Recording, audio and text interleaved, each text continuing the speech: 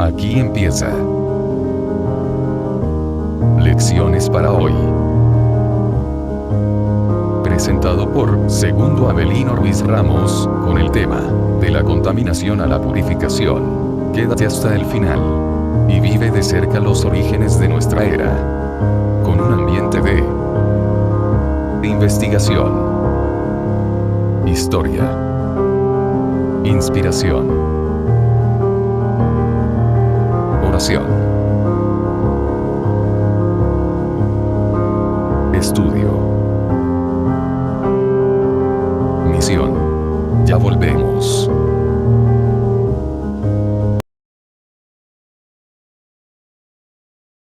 El texto base de nuestro estudio está registrado en Daniel 8:14. Leamos juntos Daniel 8:14, y él dijo: hasta 2300 tardes y mañanas. Luego el santuario será purificado. Esta visión de Daniel tuvo lugar aproximadamente en 548 y 547 a.C., cuando en Babilonia reinaba Belsasar. En este estudio analizaremos parte de la historia que ya estudiamos en el estudio anterior, porque la visión tiene paralelismo. Sin embargo, no es evidente, por el simple hecho de que en Daniel 2 vemos 5 metales que representan los imperios mundiales que se sucedieron en la historia. En Daniel 7, 4 bestias que también representaban imperios o reinos. Por su lado, en Daniel 8 solo 2 bestias. La visión de Daniel 8 es paralela a la de Daniel 7. El lenguaje y los símbolos cambian en Daniel 8, porque se analiza en detalle la purificación del santuario celestial en relación con el día de la expiación celestial. Por ello, la contribución especial de Daniel 8 radica en su énfasis en aspectos del santuario celestial. Mientras Daniel 7 muestra al tribunal celestial y a uno como hijo de hombre que recibe el reino, Daniel 8 muestra la purificación del santuario celestial. La diferencia es bien obvia. En Daniel 2 nos muestra la historia política del mundo, en Daniel 7 el futuro histórico, a su vez Daniel 8 el futuro religioso, y sobre todo de su pueblo el ejército del cielo. Es importante aclarar esto porque eso nos ayudará a entender mejor. Ahora leamos juntos. Daniel 8. 3 al 8. 3. Alcé los ojos y miré, y he aquí un carnero que estaba delante del río, y tenía 2 cuernos. Y aunque los cuernos eran altos, uno era más alto que el otro. Y el más alto creció después. 4. Vi que el carnero hería con los cuernos al poniente, al norte y al sur, y que ninguna bestia podía parar delante de él, ni había quien escapase de su poder. Y hacía conforme a su voluntad, y se engrandecía. 5. Mientras yo consideraba esto, he aquí un macho cabrío venía del lado del poniente sobre la faz de toda la tierra, sin tocar tierra. Y aquel macho cabrío tenía un cuerno notable entre sus ojos. 6. Y vino hasta el carnero de 2 cuernos, que yo había visto en la ribera del río, y corrió contra él con la furia de su fuerza. 7. Y lo vi que llegó junto al carnero, y se levantó contra él y lo hirió, y le quebró sus 2 cuernos, y el carnero no tenía fuerzas para pararse delante de él. Lo derribó, por tanto, en tierra, y lo pisoteó, y no hubo quien librase al carnero de su poder. 8. Y el macho cabrío se engrandeció sobremanera. Pero estando en su mayor fuerza, aquel gran cuerno fue quebrado, y en su lugar salieron otros 4 cuernos notables hacia los 4 vientos del cielo. Una visión extraña también. ¿Qué significan estas bestias? Los cuernos. Las carreras del carnero y macho cabrío. Una lucha de poderes por el poder. En este punto ya los reinos no solo se destacan por su poderío y soberbia sino por su arrogancia. Veamos la interpretación Gabriel le da a Daniel. Leamos juntos Daniel 8. 17 al 22. 17. Vino luego cerca de donde yo estaba, y con su venida me asombré, y me postré sobre mi rostro. Pero él me dijo: entiende, hijo de hombre, porque la visión es para el tiempo del fin. 18. Mientras él hablaba conmigo, caí dormido en tierra sobre mi rostro. Y él me tocó, y me hizo estar en pie. 19. Y dijo: he aquí yo te enseñaré lo que ha de venir al fin de la ira, porque eso es para el tiempo del fin. 20. En cuanto al carnero que viste, que tenía 2 cuernos, estos son los reyes de Media y de Persia. 21. El macho cabrío es el rey de Grecia, y el cuerno grande que tenía entre sus ojos es el rey primero. 22. Y en cuanto al cuerno que fue quebrado, y sucedieron 4 en su lugar, significa que 4 reinos se levantarán de esa nación, aunque no con la fuerza de él. Gabriel le deja en claro a Daniel qué significan el carnero y el macho cabrío. A medida que se desarrolla la visión, Daniel ve un carnero que embiste en 3 direcciones diferentes. Hacia el oeste, hacia el norte y hacia el sur, Daniel 8:4. Este movimiento triple indica la expansión de este poder. Ninguna bestia podía parar delante de él, ni había quien escapase de su poder. Y hacía conforme a su voluntad, y se engrandecía Daniel 8:4. Como explica el ángel, el carnero con 2 cuernos representa el imperio medo-persa, Daniel 8:20, y las 3 direcciones muy probablemente señalen literalmente las 3 conquistas principales de esta potencia mundial. A continuación, aparece un macho cabrío con un gran cuerno, que representa el imperio griego bajo el mando de Alejandro Magno, Daniel 8:21. El hecho de que el macho cabrío se mueva sin tocar tierra, Daniel 8:5, significa que avanza rápidamente. Este simbolismo refleja la rapidez de la conquista de Alejandro, que Daniel 7 presenta como un leopardo alado. Pero, como lo indica la profecía, cuando el macho cabrío estaba en su mayor fuerza, aquel gran cuerno fue quebrado, Daniel 8:8, y dio paso a 4 cuernos, que se extienden a los 4 puntos cardinales.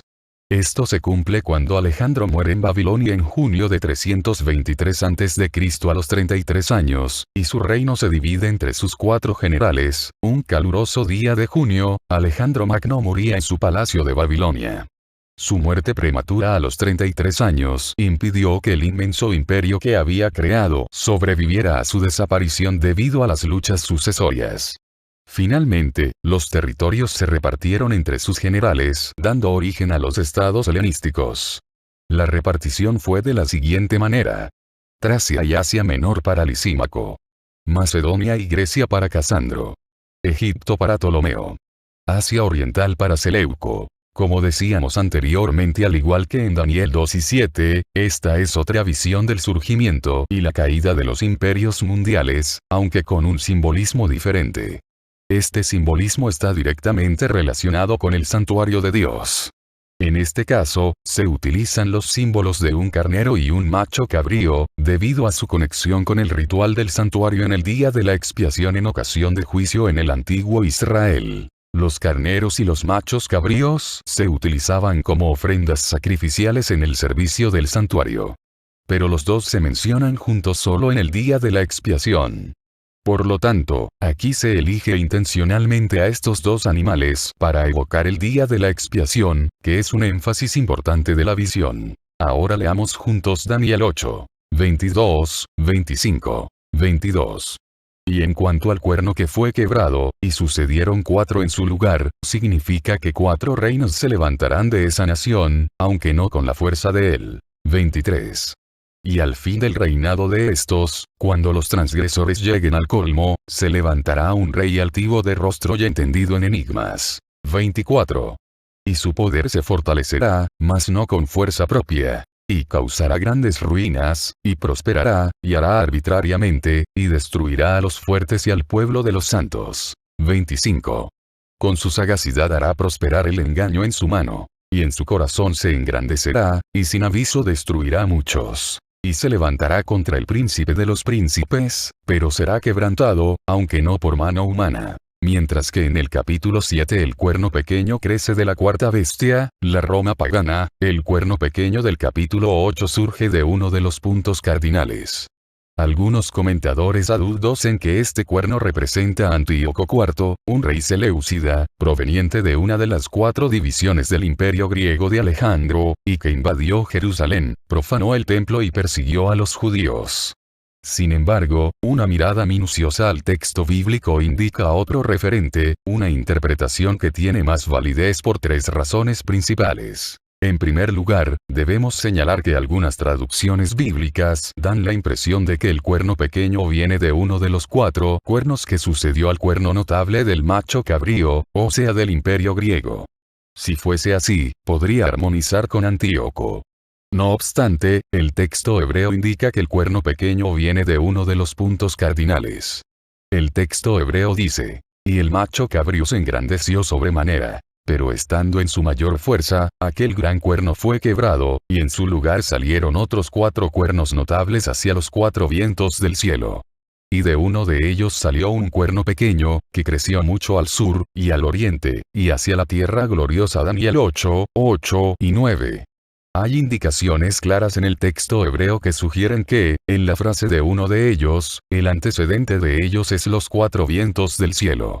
Si es así, el cuerno pequeño debió haber surgido de uno de los puntos cardinales. En segundo lugar, el cuerno es pequeño al comienzo, pero se vuelve extremadamente grande. Antíoco nunca fue un rey tan grande.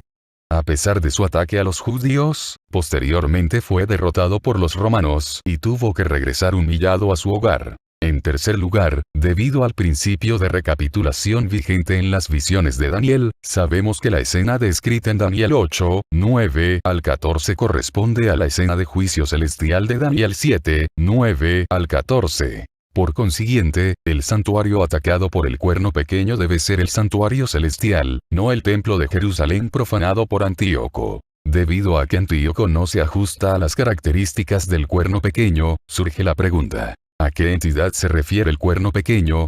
A estas alturas, tenemos en cuenta el paralelismo entre las visiones proféticas de Daniel. Por lo tanto, el cuerno pequeño de Daniel 8 debe corresponder al cuerno pequeño de Daniel 7. En consecuencia, la Roma papal aflora como el referente más obvio para el cuerno pequeño de Daniel 8.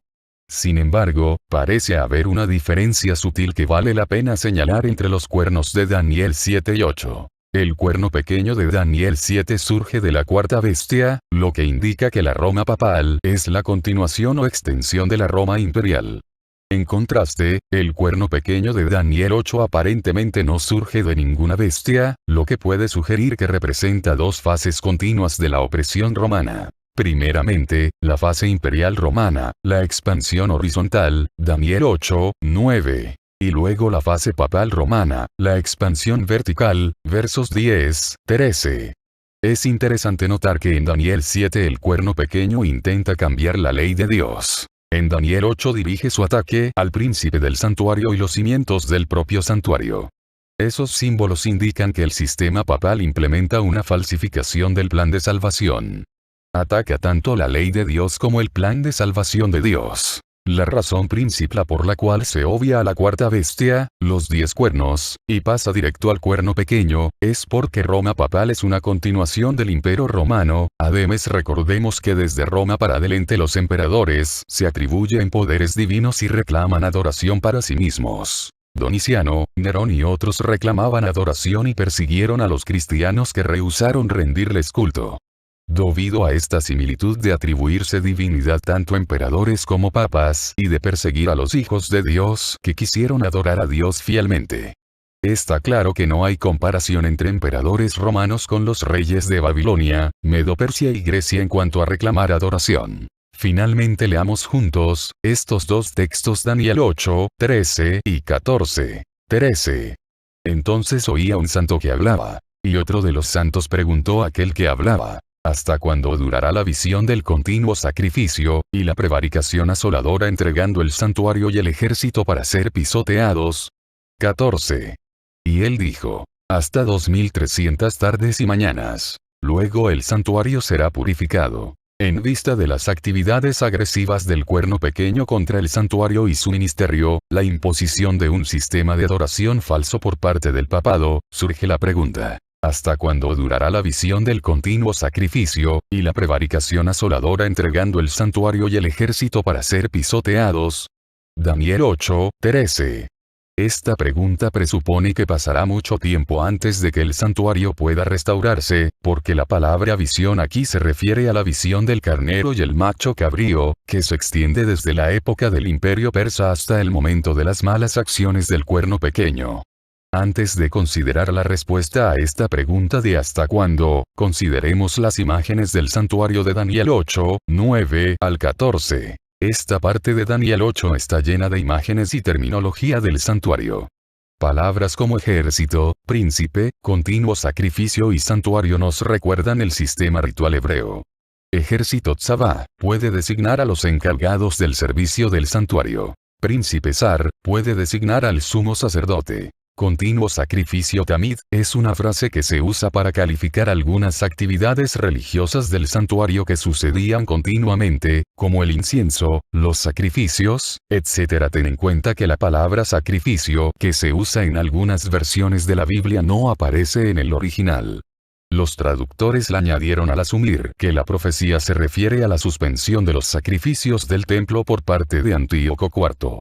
De hecho, la mejor traducción para palabra hebrea tamid quizás sea continuidad o regularidad y se refiere a las diferentes actividades del servicio del santuario, que incluyen las ofrendas sacrificiales, aunque no se limitan a ellas. Curiosamente, una de las dos palabras que se utilizan aquí para santuario, Kodesh, aparece en Levítico 16, en el contexto del día de la expiación, la otra es Mikdash. Además, el paralelismo entre esta escena del santuario y el juicio celestial descrito en Daniel 7, 9 al 14 indica que ambas visiones representan el mismo acontecimiento. Por lo tanto, el santuario al que se hace referencia en Daniel 8, 14 debe estar situado en el cielo. Ahora viene la respuesta a la pregunta planteada en Daniel 8, 13. ¿Hasta cuándo durará la visión del continuo sacrificio, y la prevaricación asoladora entregando el santuario y el ejército para ser pisoteados? La respuesta es, hasta 2300 tardes y mañanas. Luego el santuario será purificado. Verso 14.